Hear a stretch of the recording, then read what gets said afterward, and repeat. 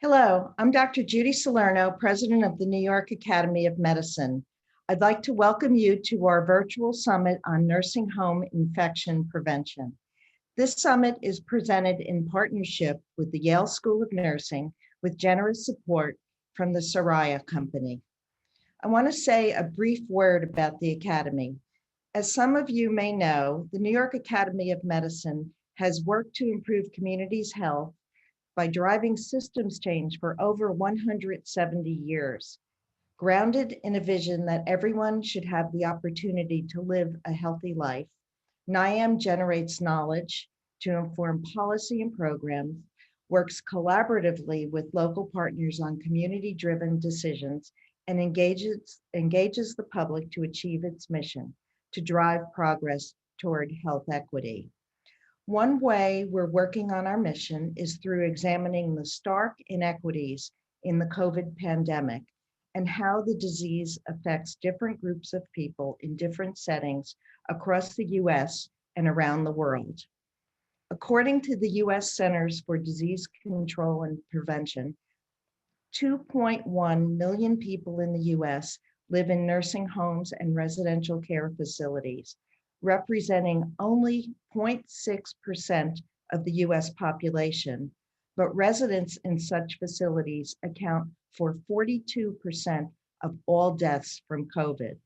So today, we'll hear from an esteemed panel of experts who will share their perspectives on the regulatory, research, clinical management, personnel, and human rights aspects of preventing infections in nursing homes. We will explore ways how we can lower the infection and death rates for our nursing home residents and staff.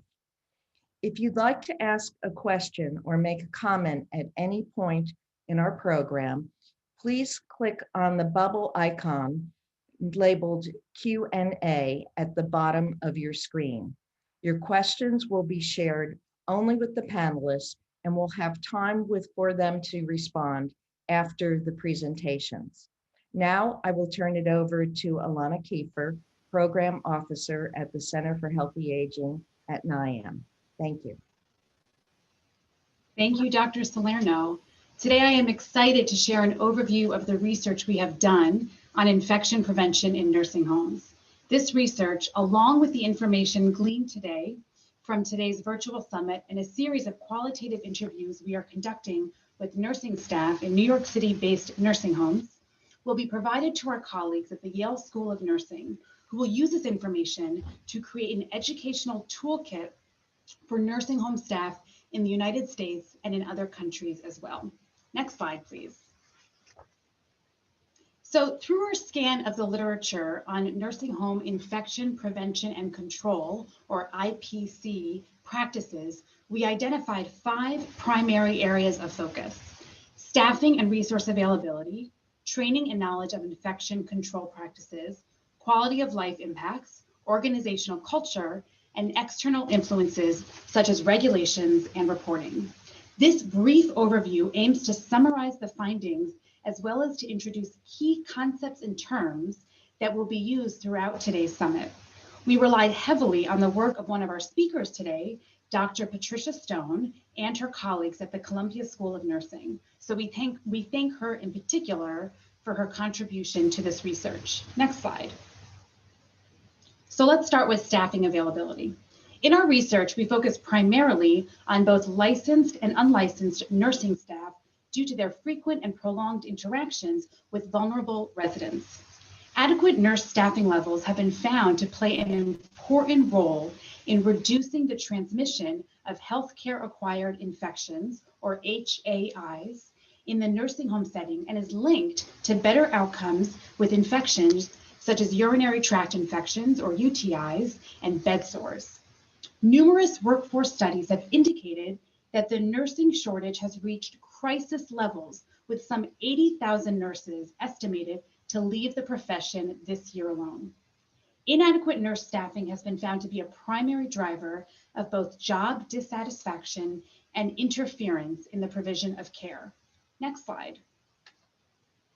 Nurse tenure in a facility has been linked to decreased falls and UTIs and allows for more accurate monitoring of the often subtle presentation of infection symptoms in the nursing home population. Lack of benefits and poor pay create the condition where nurses work multiple part-time jobs in multiple facilities. These staffing exchanges increase regional threats to infection control. The average US nursing home has staffing connections to 15 facilities. Eliminating these connections could have resulted in a 44% decrease in COVID-19 infections. Next slide. The CMS final rule of October 2016, which we'll talk about more detail at the end of this, included a staffing dimension mandating every nursing home certified by CMS, or the Centers for Medicare and Medicaid Services, to maintain a staff infection preventionist who oversees the IPC program and related initiatives. IPs, infection preventionists, with specialized infection training or certification for nursing home IPC are 5 to 13 times more likely to have a stronger IPC program. Nursing home IPs are also more likely than acute care IPs to play multiple roles in infection prevention, such as the employee health director or the director of nursing. Next slide. The coronavirus pandemic has exposed the nursing home staffing crisis in stark terms. In this context, nursing homes with higher total RN and CNA hours were correlated with better containment of the virus and the decreased mortality. More specifically, in facilities with at least one confirmed case, every 20-minute increase in nursing staffing per resident day was associated with 22% fewer cases. Furthermore, an April 2020 survey of 56 nursing homes from around the US showed that 83% expected significant staff shortages. Next slide.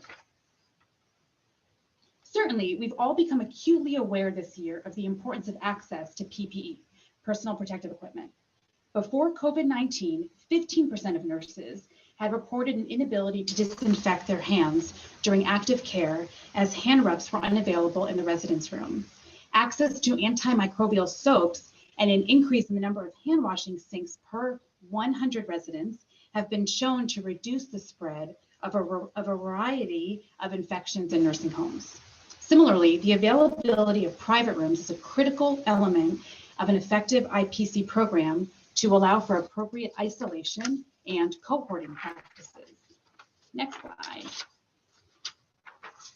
Early national data show nearly all nursing homes, sorry for all the noise, show nearly all nursing homes struggling to maintain some element of PPE, with nearly all in need of N95 respirators, as well as gowns, face and eye guards, and alcohol-based sanitizers.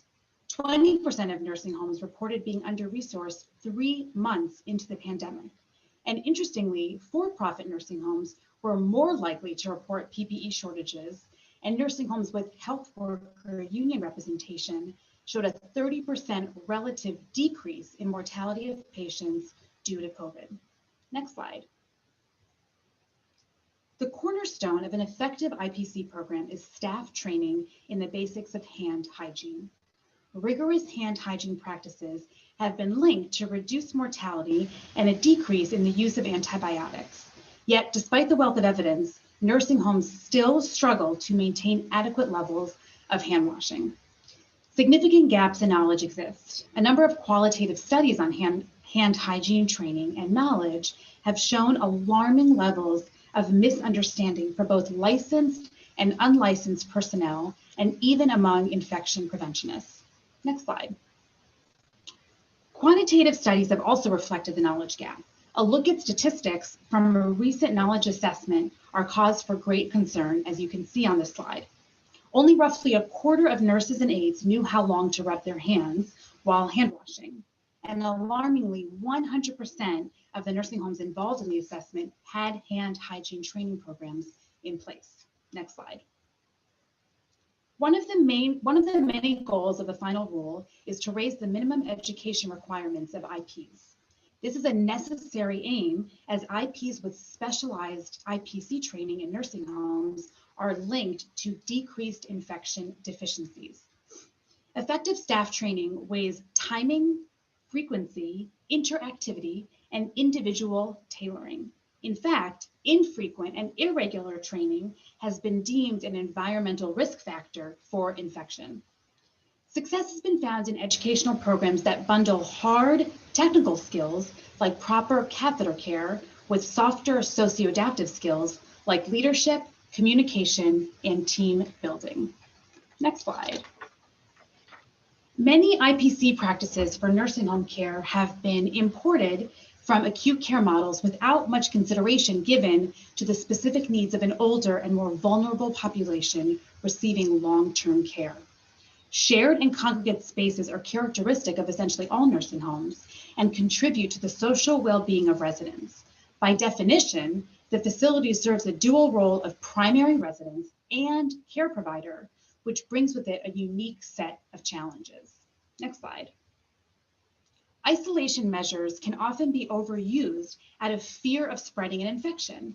This practice may also produce negative stigma for the isolated resident.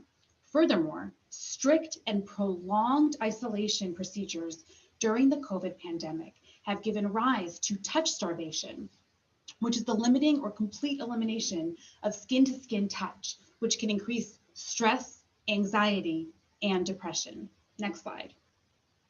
Organizational or institutional culture has been defined as the accumulation of invisible, often unspoken ideas, values, and approaches that permeate organizational life.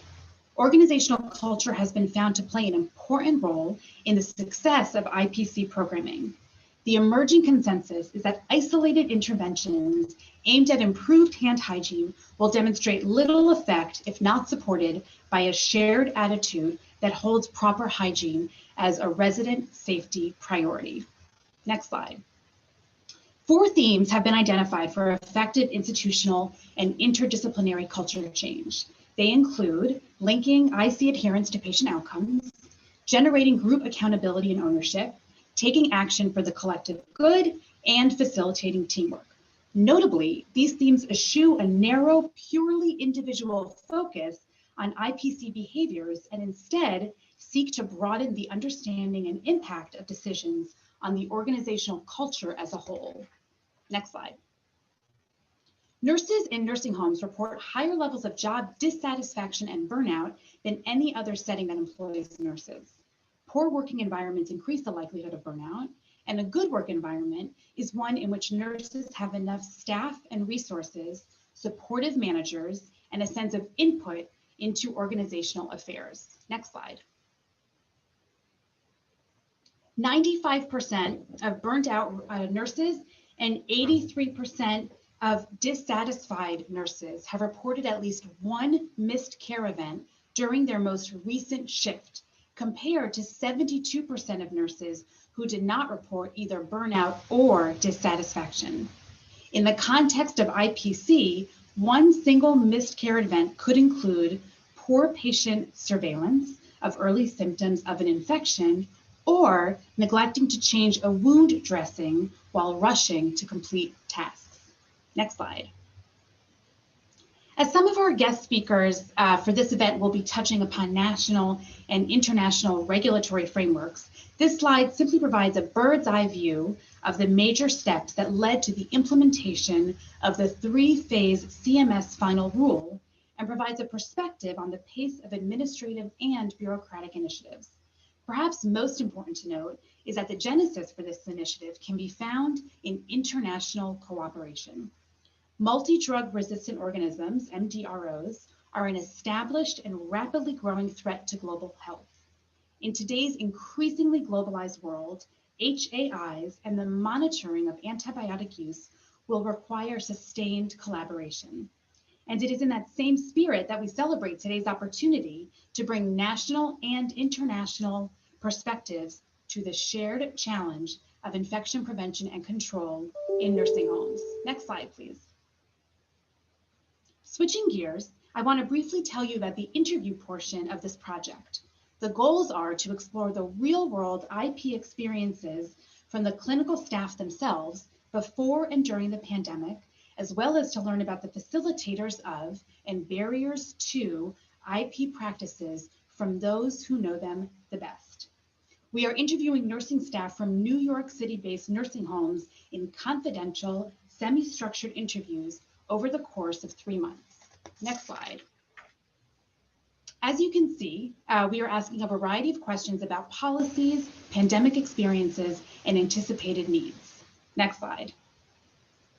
And this is just a lovely and colorful graphic that shows our interview process and gives you a sense of the range of who and how we're interviewing the nursing staff. And then the last slide, please.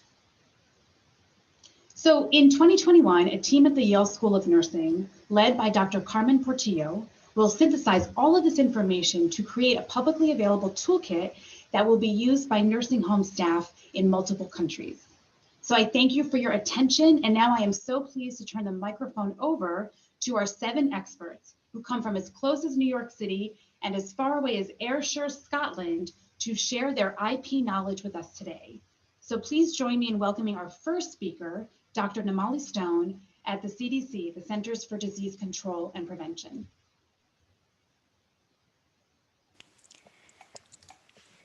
Thanks so much for that kind introduction and the opportunity to present some high-level thoughts about our experience with COVID-19 in U.S. nursing homes. Next slide. I just want to mention that I have no conflicts of interest to disclose and that this presentation really reflects my opinion and not necessarily the official position of the Centers for Disease Control and Prevention. Next slide. I'd like to start by expressing our tremendous gratitude to all of the nursing home and assisted living staff for their dedication and commitment to their residents and families. We'd also like to thank the hundreds of providers who have shared their experiences with CDC teams in the field and acknowledge that the strategies and best practices that are identified in our guidance have been directly informed by the lessons that we've learned while working with them. Next slide. Now, going back to the beginning, at least in the United States, we had our first confirmed case of COVID-19, which at the time had a different name, back on January 21st, 2020. And it's really hard to think back on that time when we had such little information about the SARS-CoV-2 virus and how it spread. By mid-February, we were getting reports of challenges obtaining personal protective equipment.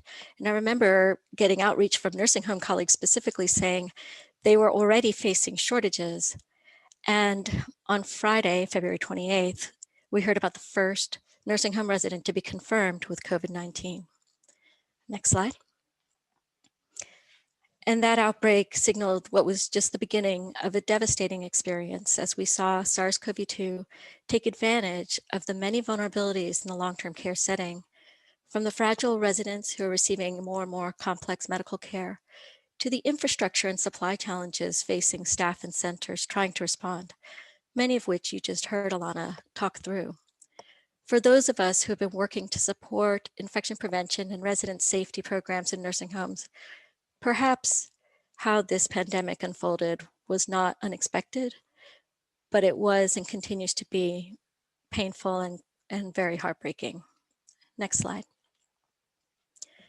From that moment onwards, we have seen a tremendous number of policy and regulatory measures focused on nursing home infection prevention and outbreak tracking activities. Given the federal oversight that the Centers for Medicare and Medicaid Services, or CMS, has over nursing homes, many of these infection prevention and control efforts were led by them in close collaboration with CDC. Next slide. As a result of one of those regulations, we now have over 15,000 nursing homes enrolled in the CDC's National Healthcare Safety Network and reporting COVID-19 cases and deaths among residents and staff. These data are updated weekly and publicly posted on the CMS data website that is provided at the bottom of the slide. And as of last week, COVID-19 case rates among residents was on the rise in 32 states, and roughly 2/3 of centers across the country were experiencing cases among staff or residents. Next slide. These graphs show trends of COVID-19 rates among staff, which is on the left side of the slide, and residents on the right, since the NHSN reporting began in late May. You can see how these two curves mirror one another. But the peak in resident cases is usually trailing the staff cases by about 1 to 2 weeks. And this really illustrates how strongly staff risk for SARS-CoV-2 in the community can lead to resident risk in the centers where they work. Unfortunately, the rates we're seeing now are higher than at any previous point in the pandemic. Next slide.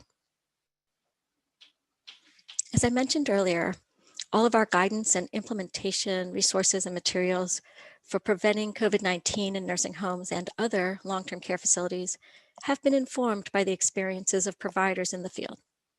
We continue to review and update these documents as we learn with and from our provider community and academic partners.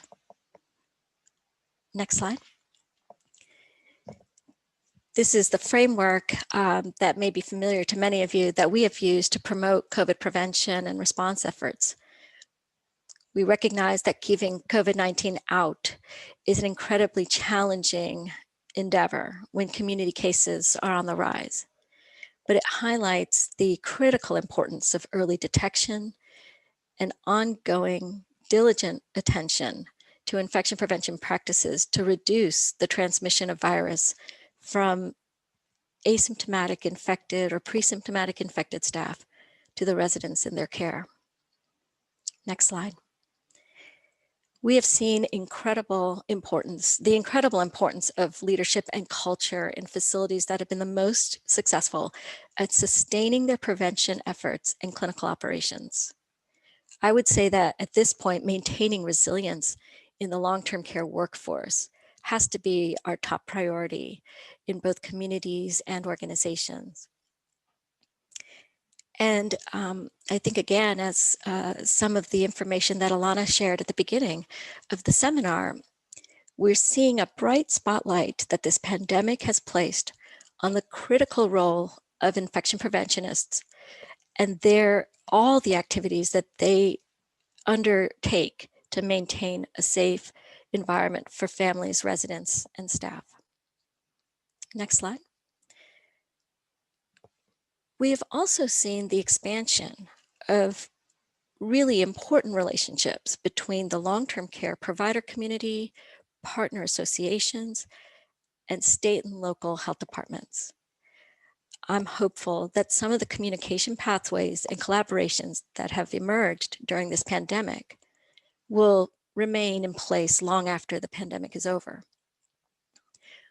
We really need to recognize and support the incredibly important contributions that long-term care providers have in the delivery of safe healthcare in this country. And I feel like it took this crisis to really bring the long needed attention on the opportunities to strengthen and improve the care in this environment. Next slide. So I'm going to say thank you again for this opportunity to participate in this important discussion, and I look forward to your questions and comments. And we'll now hand it back to Alana. Thank you, Dr. Stone. And we go from one Dr. Stone to another, and Dr. Pat Stone at the Columbia School of Nursing is up next. Thank you so much. And can we have the slides, please?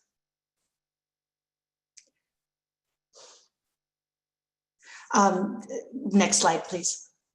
It was very interesting to hear what Namali said, she's been talking about what's happening. I'm going to be giving you some research results, which were really pre-pandemic. One of the things that we wanted to do, and you can see our research team and some of the people are our speakers here today. One of the things we wanted to do was qualitatively explore the phenomenon of infection prevention and control in nursing homes and describe the incidence of HAIs in the nursing homes across the country, and then describe what was happening. And again, this is pre-COVID. Next slide, please. So what we did was conduct structured open-ended interviews. We conducted a national survey, and we linked those data with national data. The MDS is the clinical assessments that are done on admission and quarterly and when there's a change. CASPER is facility characteristics and has things like deficiency citation, and Medicare claims allows us to follow the resident across when they go in the hospital. Next slide, please. So in our qualitative results, we went to 10 nursing homes across the country and interviewed 73 employees. And we found 5 themes emerged. One was residents' needs, and that's really the tension that people have been talking about, being the resident's home and the need for infection prevention and control. The others is the roles in training. At that time, the person in charge of the infection prevention and control program really had many other responsibilities and lacked formal training. They were mainly nurses and just got their infection prevention training in nursing school. People talked about using infection data, but the way they actually defined infections was all over the place. And then there was, everybody was looking for external resources. It's those communication pathways that Namali was talking about. People were looking for them back then to their local health departments, hospitals, their state health departments, and the CDC. Everybody focused on hand hygiene, but how they did it really was all over the place. I remember one director of nursing saying, well, if I see a CNA coming out of the patient's room without taking her gloves off, then I'll tell her she should, go remind her. It was very informal. Next slide, please. So this is the trends of infection prevalence over time. And you can see that we had a lot of data. The MDS 2.0, it changed to 3.0, and there was a clear difference. In the 3.0, we can see that the UTIs were actually decreasing. MDROs were also decreasing, as were wound infections. Viral hepatitis increased. Next slide, please. And this slide shows you the most commonly reported infections were UTI in all years, as well as then pneumonia. And based on these data, we could estimate how many HAIs were occurring in nursing homes annually. And it was based on the assumptions 1.13 to almost 2.68 or almost 3 million. Next slide. This shows the importance of infection prevention in nursing homes, because these people are pre-COVID again, we're getting transferred to hospitals. We looked at caused by, and that's that on the hospital admission, the primary diagnosis was an infection, or with an infection. That meant the infection diagnosis could be one of any 27 diagnoses allowed. And you can see that in 2017, 40% of the nursing home residents that were, this is nation data, transferred to a hospital had an infection. The infection was a primary diagnosis, and 60% of the transfers had an infection somewhere in one of their codes. Next slide. So what was actually happening in the nursing homes? We conducted a survey. We had almost 1,000. And we found that it triangulates with our qualitative data that the person in charge of the infection prevention had multiple hats. Citations were related to the experience of the infection preventionist, and less than 3% of the infection preventionists or IPs were certified. Next slide. And we also looked at the comprehensive antibiotic stewardship programs, and they were rare, but having the IP trained was related to having a comprehensive antibiotic stewardship program. Next slide. So then we conducted a second survey in 2018, and we had the same things about the characteristics of the infection prevention program and the training of the IP. But we also now began to look at palliative care process, infection management processes, and something that I call integration, of which is looking at palliative care and patient preferences and infection management at the end of life. Next slide. So we had the antibiotic stewardship policies were 5 based on CDC recommendations. Outbreak control policies were 7, UTI were 7 policies. And we used calculated standard intensity indices based on, for each policy group, based on how many of these recommendations did they have in place. Next slide. You can see that everything improved from 2014 to 2018. So some things were working. Antibiotic stewardship shot up from 32% to over 65%. And during that time, it was mandated that regulated that everybody should have an antibiotic stewardship program. The outbreak control policies got better and the UTI prevention got better. Let's drill down to outbreak. Next slide. This shows you the different policies. There was no change in cohorting, but there was change in all the other ones about having policies to be able to confine residents to rooms, the use of rapid diagnostic methods for case definition, choosing the facility, being able to close the facility, instructing the infected staff to stay home, and administering prophylaxis for flu and quarantining. Next slide, please. This shows that the training, certified infection preventionists went from, just less than 3% to over 7%. But look at the right side of this slide. Still, 44% had no specific infection control training. So it's still a long way to go. Next slide.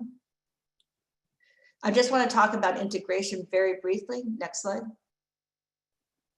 I don't have time to tell you how we came up with our psychometrically sound instruments, but we did have very good integration scales, and they were a small positive correlation with infection management and palliative care. However, we found very few regional, state, or nursing home characteristics that were related, and there was not a lot of integration. And I think it's a very important concept that we need to really, especially in this time of COVID, think about.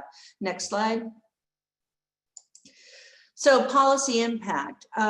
There was a commission that I was on that CMS had this summer, and trained, and it already is in the final rule, but having full-time trained infection preventionists is one of the recommendations. There's 27 recommendations, 100 action steps, so I can't go over any of them. And I felt very strong and could say that because of our research.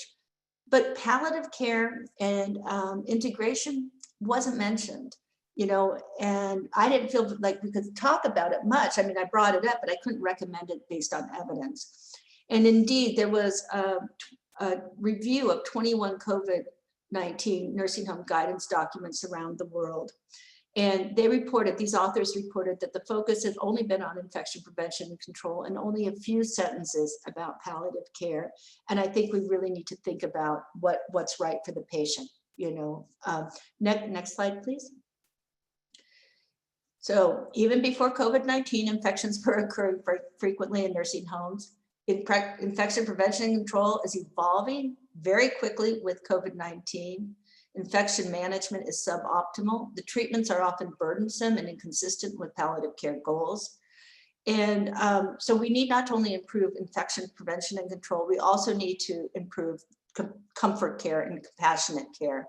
And we need strong evidence-based recommendations. Next slide. I want to thank NINR for funding this research for the past 8 years. They were happy they were doing something in infection prevention and put us on their website. Next slide. And of course, I want to thank the team. It takes an interdisciplinary team to do this. And of course, all the nurses across the nation who participated in our research. So thank you. Thank you, Dr. Stone.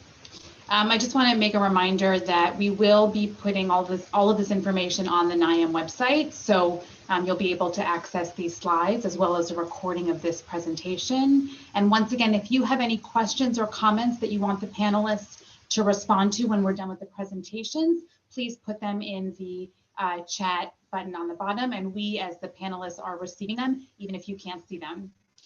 So we are now going to go out west to California and hear from Dr. Michael Wasserman. And we'll put your slides up, and he is the past president of the California Association of Long-Term Care Medicine. Thank you so much, Alana. So everyone, everything you've heard so far, I'm going to repeat to some degree. And I think during a crisis like COVID, I think we need to realize that keeping things simple and focused actually really matters in terms of making a difference. So you can go to the next slide. So, just big picture, 30,000 feet, I like to remind folks that nursing homes are, in my opinion, the most complex, large, small business in the history of mankind. We are caring for the most vulnerable and frail population ever. And we're doing it with less than optimum staffing and resources. If you look in the chat room, I've made some comments on how we might influence nursing facilities and senior housing going forward. That's a sort of a side issue for today. Next slide. You know, in some regards, I believe Kirkland was the best thing that happened to our country, in the sense that in February, we knew that nursing homes were a place where this virus could be lethal. It sounded an alarm. And I think many nursing homes and assisted living facilities around the country literally locked down almost immediately. And they began focusing on infection control. Was it enough? We know not even close, but it did make a difference, I think, at least in the beginning. Next slide. So the California Association of Long-Term Care Medicine back in March actually began trying to develop recommendations around what to do for COVID. And we developed what we call our quadruple aim for COVID-19 response. Next slide. And you've heard all this already, but again, you really can't, we can't underline this enough. The need for everyone to wear a mask, for N95s around COVID positive residents. Look, I believe personally that this country should have an absolute abundance of N95 masks. That would make a difference. We also know that people don't wear masks properly or wear PPE properly. We heard some literature on hand washing. I'll talk about that in a bit, but we know historically that rarely are human beings perfect with any of this. And when it comes to PPE, this is absolutely critically important. There is zero excuse for running out of PPE. If a nursing home doesn't have PPE, the virus wins. That is abundantly clear to us. And it doesn't matter how good the facility is or anything else, the virus will win without PPE. Next slide. Testing. We published a paper in May after making recommendations in early May from an expert panel from around the country. Testing is absolutely critical for knowing what you don't know. And keep in mind, even if everyone's using PPE, people aren't perfect. If you know that you've got asymptomatic staff, and we've known since March that asymptomatic staff can transmit the virus. So testing makes a huge difference. I think as we develop higher turnaround point of care testing, there will be some really good opportunities to more effectively use testing. Next slide. So in California on March 9th, we recommended that every nursing home have a full-time infection preventionist. I will be honest, I ran a large nursing home chain and was very familiar with the fact that nursing home infection preventionists are often pulled in 6 or 10 different directions. During a pandemic and even during non-pandemic times, if you really want infection prevention to work, the IP has to devote 100% of their time to their duties. And really cannot understate this. If they're pulled in other directions, they're just not going to be as effective. And California actually now has passed a law requiring every nursing home in the state of California to make their IP full-time. Next slide. Engaging the medical director is, I will tell you, anecdotally, there are best practices around the country. When you look at some of the large corporations, the chief medical officers are taking much more authoritative roles. We're running hospitals. We're dealing with complex situations.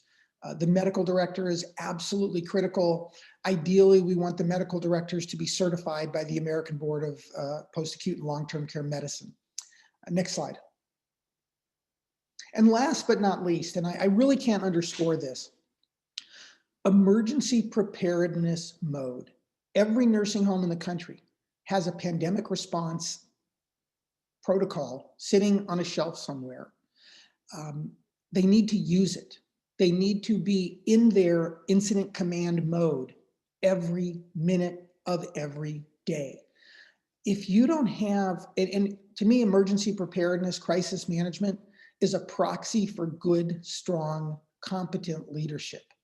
And if you don't have good leadership and management, the other elements of our quadruple aim are going to fall by the wayside. People aren't going to do all the things you need to do. So I actually think this is a missing element that no one talks about very much. And when I talk about a nursing home leadership team, I talk about the administrator, DON, medical director, director of staff development, and the infection preventionist. So next slide is my last one. And I thank you all very much. If Cal TCM has a lot of resources available, as does AMDA, the Society for Post-Acute and Long-Term Care Medicine. So thank you all very much for the opportunity, and feel free to put questions in the chat room and I'll be happy to answer them. Thank you so much, Dr. Wasserman. And next we have Evelyn Cook at the Statewide Program for Infection Control and Epidemiology at the University of North Carolina at Chapel Hill. Thank you so much, Elena, and it's wonderful to be here with all of you guys. So for the next few minutes, I want to just talk a little bit about the impact of COVID-19 has had on healthcare personnel, specifically in nursing homes. And a lot of these points have already been made, but I think that, like a lot of things, they do bear repeating. I think next slide, please. I think there are some unique factors that exist in nursing homes that may be absent in other healthcare settings that have impacted the healthcare personnel issue.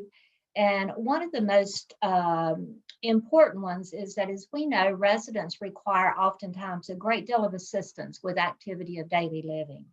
And before the pandemic, family members not only wanted to help provide that care, but they were available and allowed to participate. With COVID-19, because of the much needed visitor restrictions, that care shifted again to the shoulders of the healthcare personnel within the long-term care facility, who may have already been overworked and overwhelmed with the work that they did routinely. And then, as we've heard already, unlike other healthcare settings, nursing homes are chronically understaffed, both before COVID-19 and certainly during the pandemic and to date. Facilities have witnessed increased staffing shortages and turnover, oftentimes leading to long working hours, even among the director of nursing and the assistant director of nursing doing some of those care duties, and having to utilize agency staff in some situations. Just as a very brief example, we had an on-site visit scheduled last week, and when we arrived to conduct the assessment, we were told that the director of nursing who we'd been communicating with had walked off the facility site a couple of days prior to that. And they could not accommodate our visit because the new director of nursing had only been there for 2 days. So it's a very, very unique situation that we often don't see in other healthcare settings. And finally, as Dr. Stone mentioned earlier, Namali Stone mentioned, while healthcare personnel in all care settings have become infected with COVID-19 themselves, according to the AARP Nursing Home Dashboard, the number of cases among staff have almost matched those of the residents, potentially highlighting the issues that we've heard about: the lack of personal protective equipment, the lack of training in use of personal protective equipment and hand hygiene, along with competency validation. Next slide, please. So we know that nursing home environments are different, and because they were designed to be different, they provide different services. In addition to the issues that we've already mentioned, nursing home staff do receive lower wages for like services provided by other settings like acute care. And this does require them oftentimes to work in multiple facilities. just to manage their bills. In their report, September report, the Senate Finance Committee actually noted that nursing home staff employed at multiple facilities can unwittingly carry a virus, and I would add to that other pathogens as well, such as MRSA, from one facility to another. And while CDC has clearly recommended from the beginning that this practice be avoided, it's very difficult for facilities to address and or control this activity. One director of nursing just told me very clearly that she could not tell her staff who needed that extra income to pay their mortgage that they had to limit themselves to one job. And I also believe that most healthcare workers who have experienced the loss of a patient have had grief over that loss due to COVID-19. But again, I think nursing homes may be a little unique in that their residents have longevity with the healthcare personnel. And sometimes they have become almost like community and family members, increasing the potential for grief in that setting. And then again, I think everyone has some fear that they may actually acquire COVID-19 in the workplace and then transmit that to loved ones, especially if they have someone in their home that may be immunocompromised in some way. And then lastly, I think we all understand that everyone has become fatigued and the uncertainty of when and how all of this is going to end has certainly had a huge emotional and mental impact in all spectrums of healthcare, and not just healthcare, but all in every spectrum of our society. So that is really the end of my comments. I'll turn it back over to Elena, and I welcome any questions that you may have for me. Thank you. Thank you so much, Evelyn. And now we're going to turn it over to Dr. Ann Spenard at the National Healthcare Associates.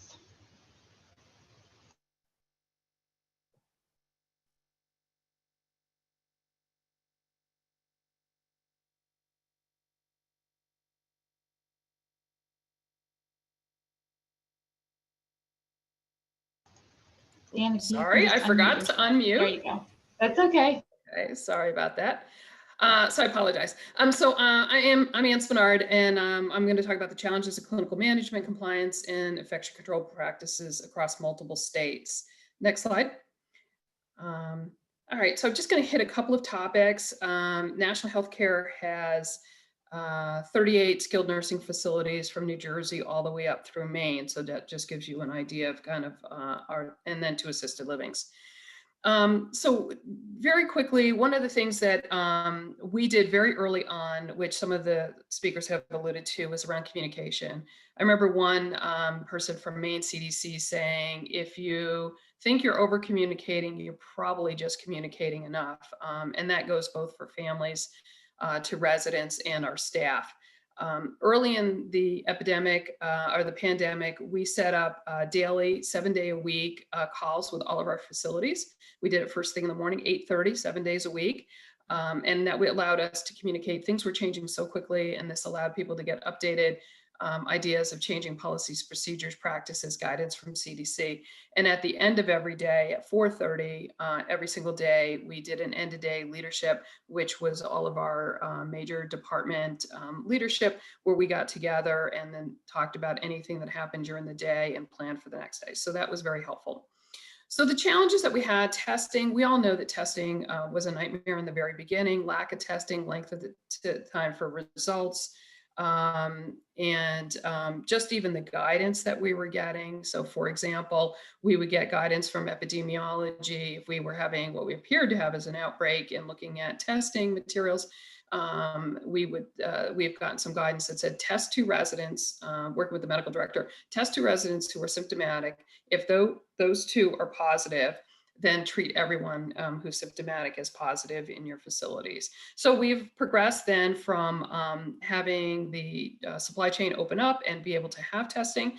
Now, the challenge that we have is every state has taken a slightly different approach, from New York testing twice a week to ongoing once a week testing in some of our states, to prevalence testing in others, and then in other states not doing any testing unless there's a suspected case of COVID or a confirmed case. So tracking what each state was doing, keeping on top of that was a huge challenge. And now we have antigen testing. And so we have state by state that are either allowing antigen testing, not allowing antigen testing. We have CMS guidelines that say if you're over 10%, you have to do twice a week testing. So these are all challenges. We have New Jersey, who's doing a pilot of every other day testing, and Vermont is thinking of daily testing. So these are just some of the challenges that if you're trying to run an operation around multiple states, staying on top of that. One of the other challenges that we had was around cohorting and the guidance around cohorting. Obviously, the standard would be to have a quarantine unit, to have a COVID positive, if you had any COVID positive residents in your facility, and then the rest of your organization. We got into challenges around guidance from epidemiology around, for example, if a resident had a roommate and they turned positive, you're moving the resident from their room into your positive area, but what do you do for their exposed person? Do we put that in quarantine? Do we put that person and leave them in place and put them on precautions? The interesting thing was, and one thing is, we had tremendous improvement in communication with the local departments of health and epidemiology across all of the states, and we so appreciated that. But guidance really varied depending on whether you talk to local or whether you talk to state, and then even who you spoke to at local. It was very, very confusing, a lot of conflicting direction. One day you were told to do one thing, one day you were told to do the next thing. Facilities, this was a tremendous stress on facilities, trying to plan, implement. They would have a plan in place, and then epidemiology would change the approach they wanted to take. And that wasn't over evolving. This literally could be within a week or 2 week timeframe. PPE was a challenge. As we all know, we went from how we did things prior to COVID to not having enough PPE. So we went into crisis use of PPE, then we went into contingency, and now we're up to normal in certain components of your PPE, keeping staff educated, up to date, unit by unit, room by room on what they must use around personal protective equipment. There's been some really great strategies from boards that as you enter into a unit, it will tell you what kind of, if it's a particular unit, what kind of PPE, clearly demarcating if you were going into a COVID unit or whether you're going into a quarantine unit. So the challenge with PPE will continue. Screening, the screening, believe it or not, the basic guidelines given by CDC were implemented in all of the buildings, but then there were a lot of one-offs. As COVID progressed, we ended up having some travel advisory guidance that needed to be added in. Temperature changes. We realized very early on in our organization, by tracking everything pretty closely, that we lowered our temperature to start monitoring someone for COVID if they had a temperature of 99 degrees or greater. So we found that often these people were positive. Screening of staff coming in, we would have state differences. For example, Massachusetts put in a requirement that even if you were a staff member who was going to empty the garbage, like from the kitchen, you would have to go back in through the single point of entrance back into the facility, rescreened, including a temperature. All of these added stress to each of the organizations. Staffing, we've already kind of talked about staffing. It was a major challenge. Staffing in general is difficult in nursing homes, as you heard from previous speakers, but just the capacity is, even their availability. Maine is a state, for example, that is really challenged just with healthcare providers, and then you add COVID on top of it, very, very difficult. Infection control surveys, very interesting, the approaches state by state that they took. A few of our states took the opportunity to do desk infection control audits where we sent in policies and procedures. And then over the summers, they came on site and did full infection control surveys. To other states, for example, Connecticut, who was averaging between 50 to 80 infection control surveys, a week. They were there 7 days a week on all different shifts. They had other monitors that came in with National Guard. They were counting PPE. They were monitoring donning and doffing, hand hygiene, all of the components. Massachusetts, who did almost weekly audits on site, and you had to have coaches, PPE coaches, which worked really well. So they were constantly monitoring compliance with personal protective equipment. And then the last thing that I didn't include here is reporting. I just want to comment on the reporting. If we could have had one streamlined way of reporting around COVID, it would be very helpful. State by state, there are state-based requirements, some of them in multiple different areas that we must submit information, often similar information. We, of course, have NISN, general reporting, NISN point of care testing.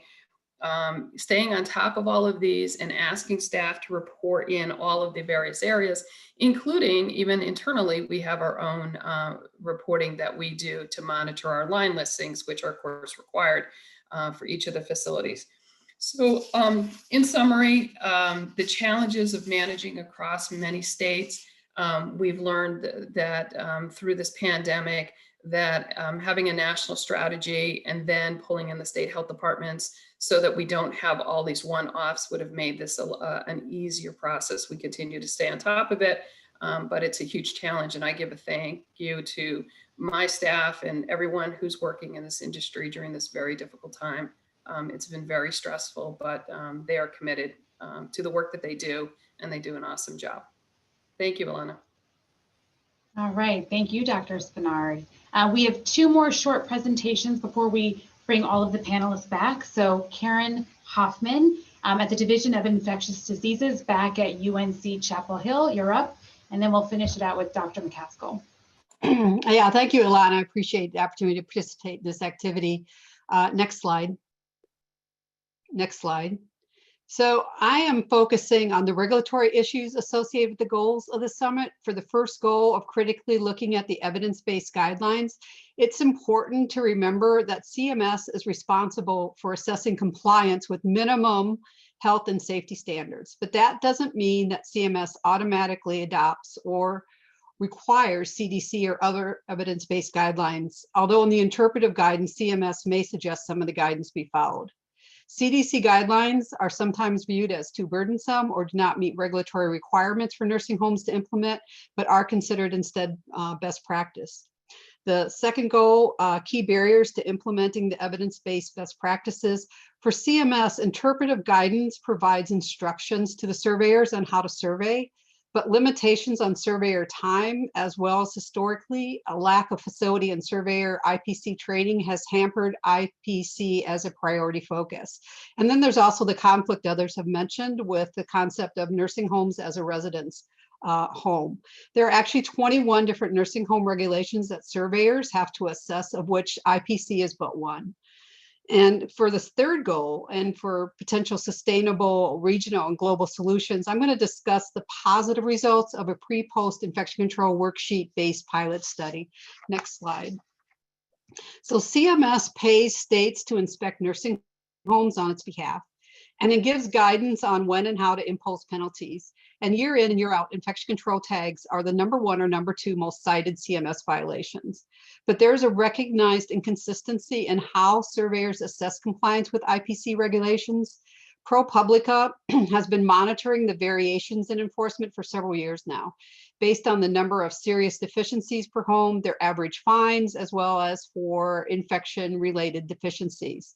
So federal officials acknowledge these inconsistencies identified by ProPublica, and they have said that they are working to reduce them. And years ago, CMS actually came up with guidelines to advise states and its own regional offices on when and how much to fine homes, but it is really an ongoing concern as a barrier for implementation. Next slide. So CMS recognized that there was a need for a template for surveyors to use and hopefully remove some of the bias or judgment from surveyors.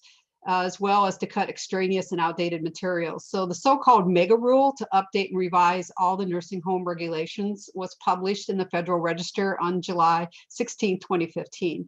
This was really significant because there had not been a comprehensive update of the regulations since 1991. That's 25 years, despite significant changes to the healthcare industry, which is another barrier to implementation. Next slide. So the CDC D&H, that's Division of Nursing Home, Notice of Proposed Rulemaking, has substantial new IPC regulations, which have previously been mentioned, but I'll just give you my gist on them, including the requirement for an antibiotic stewardship program, a requirement for an infection or IPC risk assessment, and a requirement for on-site part-time IP who is trained, and that IP be part of the Quality Assurance Committee. And these activities were previously rare or non-existent in most nursing homes, as already mentioned. Next slide. So the IPC regulation revision and updates were effective in 2016, with the exception of antibiotic stewardship, which was delayed until 2017, a requirement for a trained IP until November of 2019. Next slide. The last of the three goals for the summit to propose sustainable regional global solutions. In that effort, I'm going to discuss the positive results of this CDC CMS pre-post infection control worksheet-based pilot study. So this study consisted of unannounced educational surveys of 40 nursing homes and associated hospitals. It was really very much a focus on transitions of care, but it looked at all infection control activities, very similar to the ICAR tool that states have been using. CMS developed, along with CDC, an infection control worksheet for nursing homes based on these revised IPC regulations I just mentioned. Accompanying the surveyors was a senior IP consultant, and that was critical. And after the survey, they met with the nursing home leadership, including the DON, the administrator, the medical director, and if possible, the pharmacist, to review findings. And in that, there was a discussion about where the gaps were and how they could, facility by facility, individually work with how to correct those gaps. After that, the facilities were provided technical assistance and asked to create an action plan with a timeline for improvement. The state HAI coordinators and QIOs provided ongoing implementation assistance. And in 2018, a revisit survey was made. Next slide, please. 28 nursing homes underwent a second survey 1 year later. So the green line represents the percent of compliance with no gaps, no IPC gaps by module, and the blue line, the revisits. And as you can see, there was significant improvement in just 9 months to 12 months across all modules for compliance with one outlier respiratory therapy. So infection control worksheets were a relatively new resource, which has really been demonstrated to support nursing home providers for improved practice. I think the debrief, the technical assistance discussions really help nursing homes prioritize their efforts to address implementation gaps. I think it's notable that the revisit surveys found marked improvement in implementation. So, you know, you have to think ongoing technical assistance offers a really important service to nursing homes struggling to implement IPC and antibiotic stewardship. Next slide. So in summary, regulatory oversight is key to sustained implementation of improved infection control practices in nursing homes, particularly when there's other activities like technical assistance, when gaps are recognized by a survey process. And I think that's really where we aren't connecting the survey process to improving the gaps, but the gaps, you know, happen year after year after year. So that's a big opportunity. I really want to thank you for this opportunity to participate in this important activity, and I'll turn it back to Ilana. Thank you. Thank you, Karen. We're now going to go across the pond to Dr. Donald Macaskill of Scottish Care in Scotland. Thank you, Ilana, and thank you to everybody for the kind invitation to come and speak. I'm not going to go into huge detail. I don't have any slides to share. I'm not going to talk a lot about the story of Scotland because it's felt as if it's a very similar story to what I've heard in terms of the lack of prioritisation of aged care services, struggles over PPE, the fatigue and exhaustion of nursing staff, the nature of IPC practice in general. What I want to share and talk about is the opportunities that we have to do things differently, not just now, but into the future. I'm mindful of the fact that 72 years ago, next week on the 10th of December, the nations of the world signed the United Nations Charter and Declaration for Human Rights in New York. And in that, they emboldened and embodied principles about how it should be that we as human beings relate to one another. And when I reflect about the global response to the pandemic, in particular with regards to infection practice and control, I do wonder if we now in the future need a similar human rights-based charter for IPC, because what I've seen and what I've heard indeed in this discussion this afternoon is a challenge that we have not just failed to get things right, but that we must all of us collectively do much better.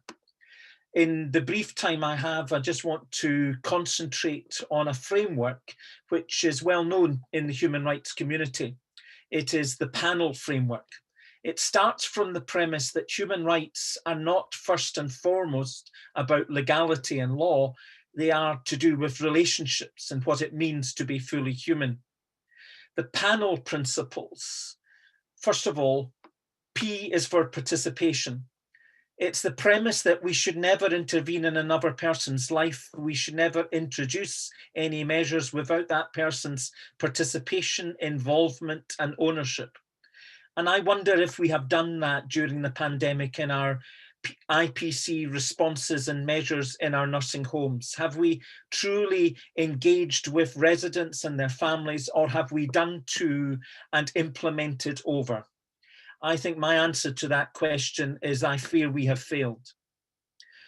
The A is accountability.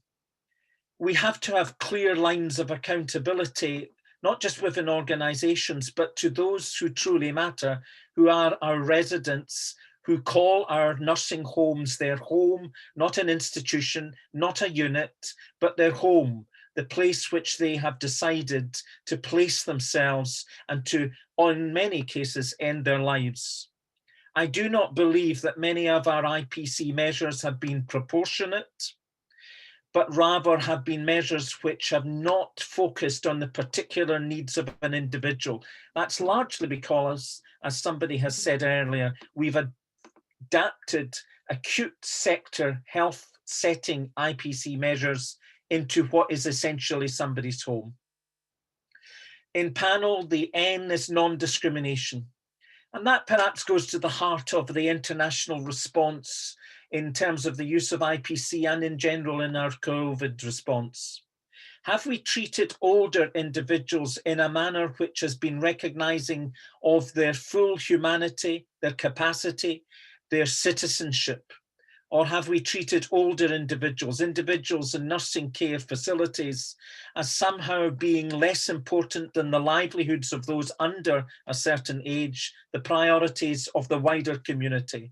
And I think we have the answer to that in our failure to resource, to supply, to support. The E is empowerment. True IPC is about empowering professionals to have autonomous control over their practice and over the measures they take. Certainly in Scotland, I think we have disempowered our care and our nursing staff. We have done to rather than enabling them to be leaders in the fight against COVID in their own particular facilities. IPC measures should be about empowering citizens, empowering families, empowering facilities. I'm not convinced that we've done what we needed to do in that sense. And lastly, L is about legality. Have we adhered to human rights law in our COVID response? Article 2 talks about the preservation of life. Life is not the same as existence. We may very well, through our measures, have kept people alive, but have we given them the quality of life, which means that there is a purpose to continue? Because what I so often see is deterioration as a result of lockdown, decline as a result of failure to be with others. Article 3 is about treating people in a manner which is not inhumane. And I at times fear that some of what we've done in the name of protection has been inhumane, not least in our failure to find measures and to use IPC practice, particularly the use of PPE, to continue to allow family members to, throughout lockdown, be present and be with their family relatives in nursing and residential care. And lastly, Article 8 of the Charter declares the need for family life, for psychological and physical integrity. I do wonder if our IPC measures and our COVID response has adhered to that legal requirement. Have we enabled people to have the psychological integrity which comes not from reducing touch and contact, not from removing the presence of those for whom you matter most, but enabling that presence, that touch and that contact? So in conclusion, I think the COVID experience internationally teaches us that the time has well now arrived where we need to develop a human rights-based charter, where we put relationship, where we balance risk, where we enable connection, and yet at the same time, keep people safe, which is what good classic IPC is all about. Thank you, Ilana and colleagues.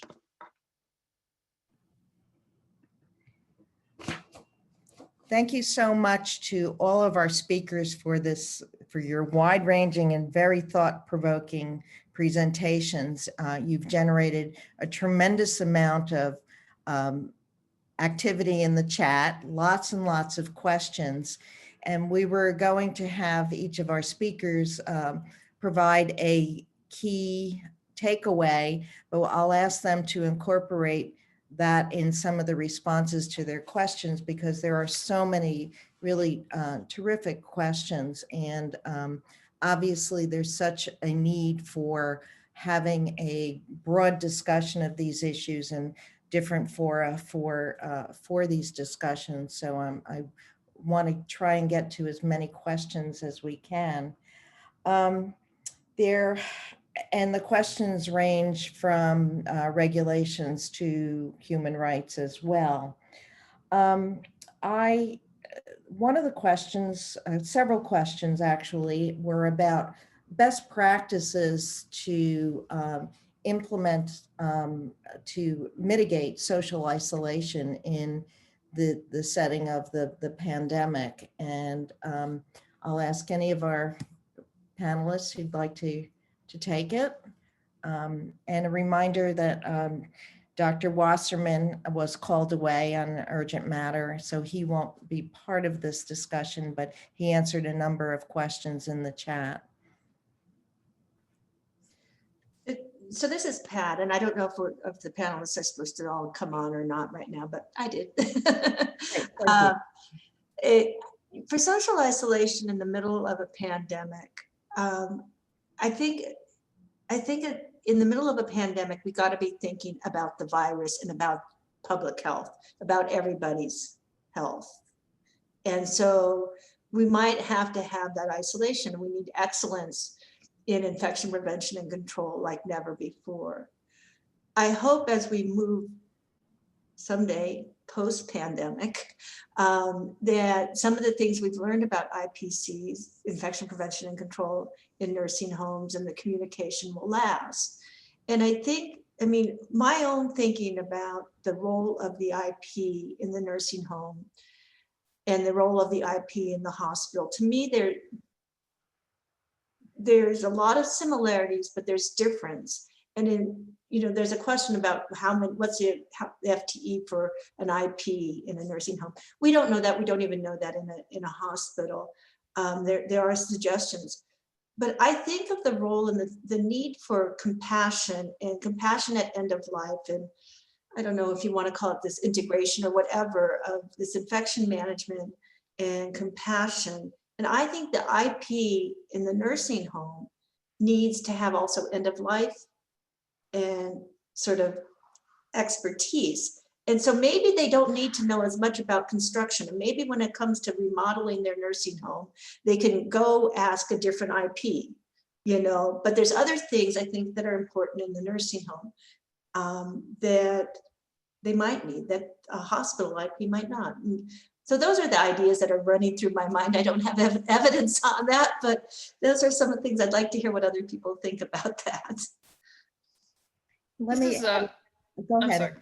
No, I was just going to make a quick comment just on Dr. Stone, Patricia Stone's. So, I just want to take a piece of what you said and listening to Dr. Macaskill, the compassionate care. We are so afraid to let visitors back into our facilities, right? We are patriarchal in our, oh my God, we have to take care of them. Yet, we have a 100-year-old person who hasn't seen their loved one for 9 months, except for through a window or through, a 6 feet or 8 foot away block. They haven't held them, they haven't kissed them, they haven't hugged them.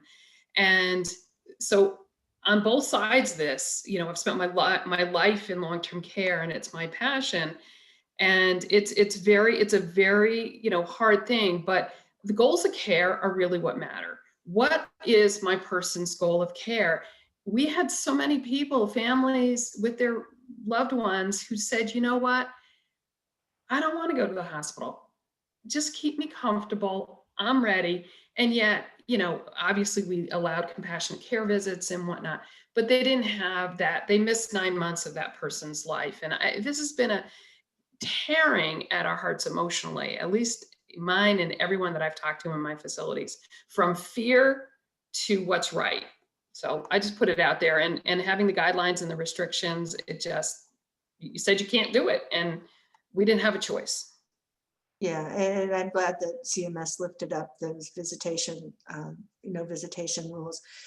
I think about it in terms of a pandemic though, and I heard people say, well, for human rights, if somebody tests positive, they can't be moved out of their room into isolation for 48 hours because it's just not right to them. And then I'm like, oh, well, that's not right to the rest of the residents in that facility because it allows spread. So in this pandemic, we're going to have to fight through it. But I just hope that after the pandemic, we can come to better rules, and better understanding of how to do it.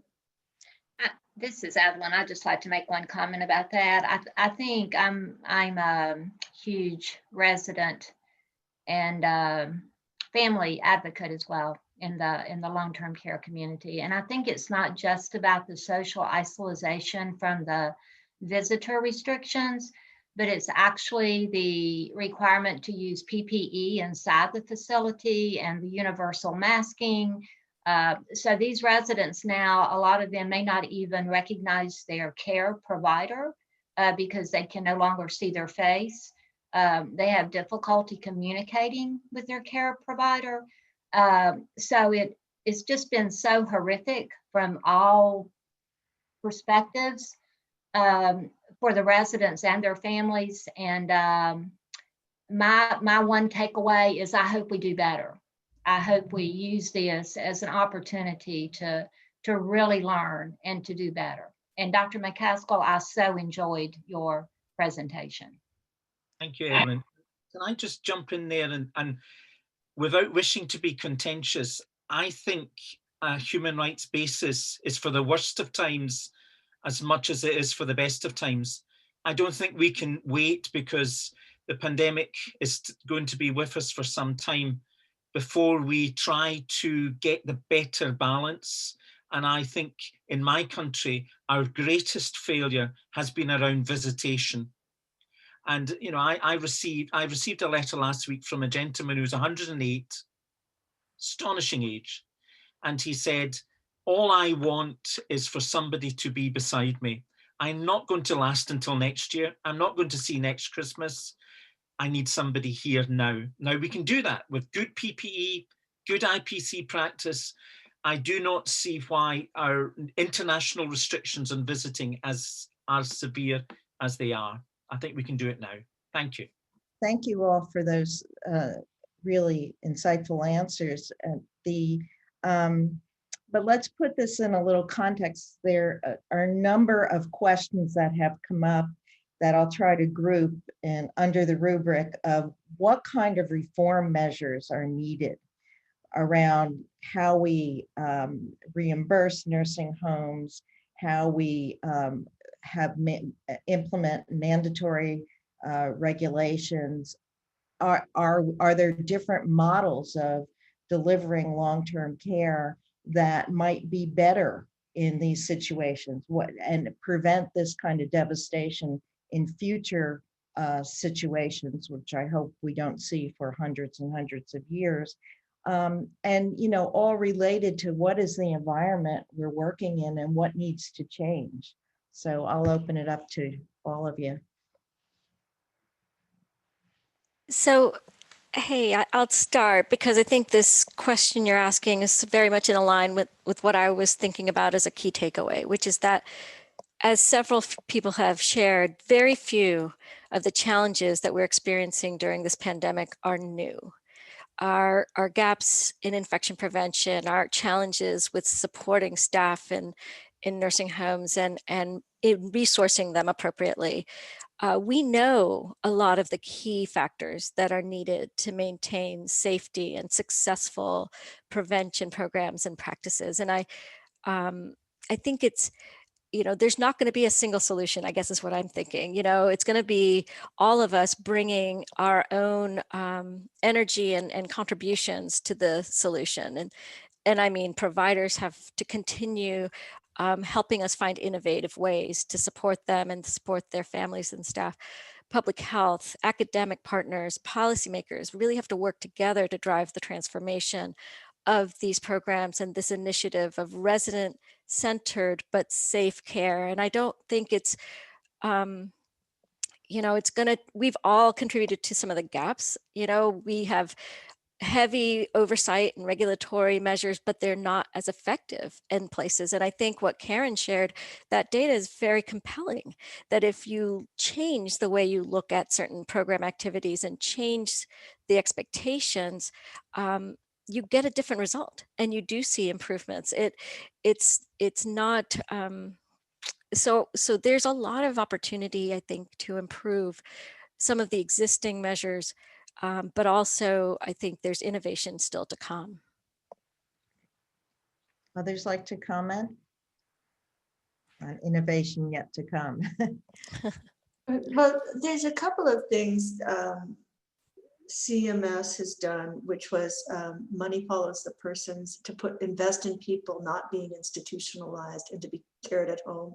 And I applaud that, I think that's part of it. But there's always going to be the role for the institution and, for nursing homes, and that's not going to go away. And I think that the sort of low level of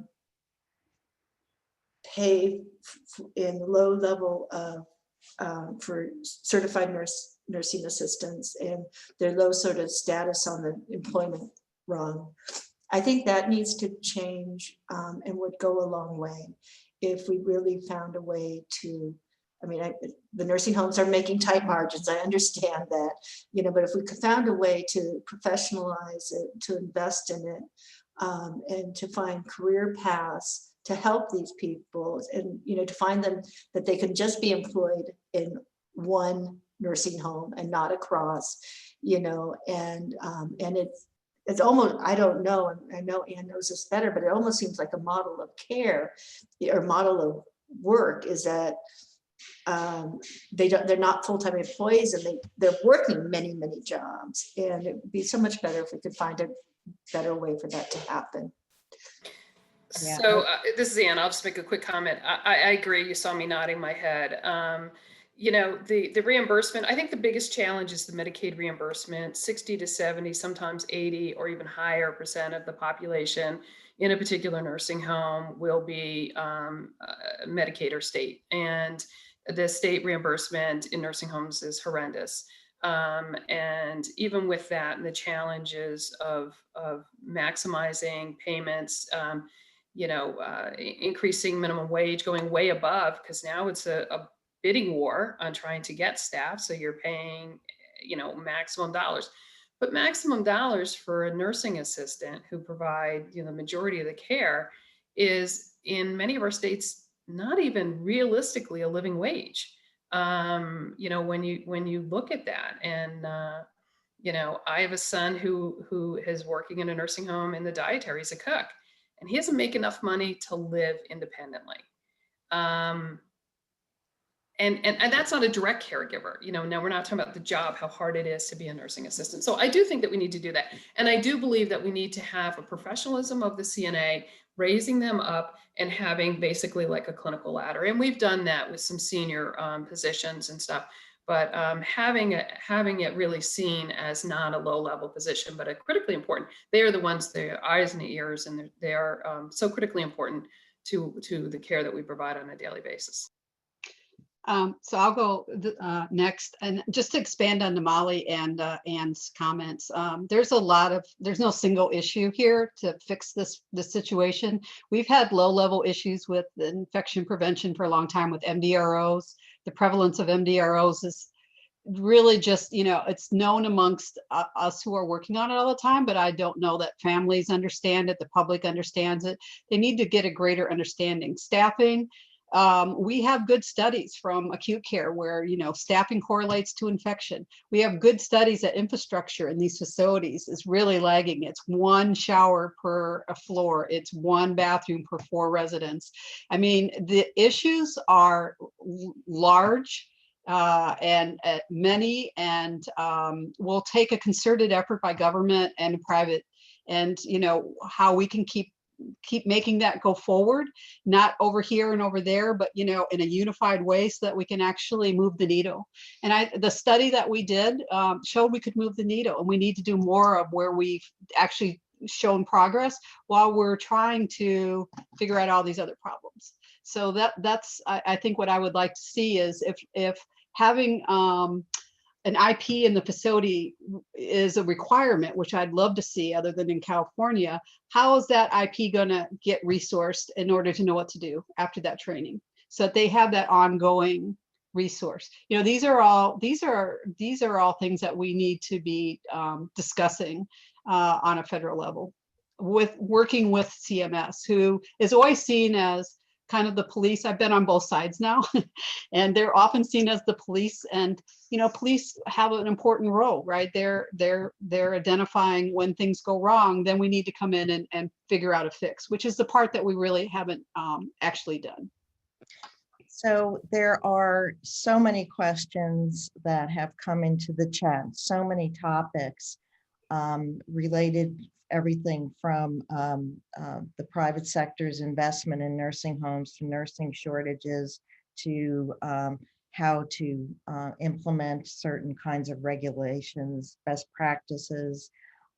We unfortunately won't have time to get to them.